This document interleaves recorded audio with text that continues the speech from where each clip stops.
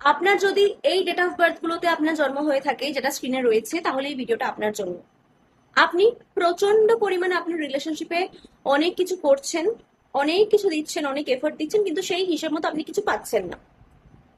এবং আপনি এটা মাঝে মধ্যে ভাবেন যে আমি তো কিছুই পাচ্ছি না, যেটা ভাবা উচিত। আবার আপনার মনে হয় যে থাক।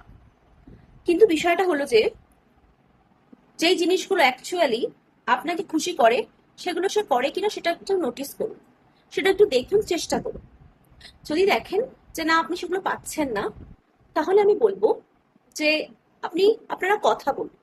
ঠিক আছে, আপনি আপনার পার্টনারের সাথে কথা বলুন এই বিষয়টা নিয়ে, যে এটা হচ্ছে না, দেখুন কোথায় প্রবলেম, সেটার উপরে খাটুন, চেষ্টা করুন। দেখুন, অকারণে চিন্তা করবেন না, চিন্তার কোনো কারণ নেই। চিন্তা করার মতো এমন কিছুই নেই। দুটো মানুষ তো আলাদা হয়ে থাকে, সব মানুষ একরকম হয় না। আপনার ভাবনা চিন্তা একরকম, আপনার ভালোবাসার মানুষটির চিন্তা ভাবনা আর একরকম, পার্সপেক্টিভ দুজনের আলাদা।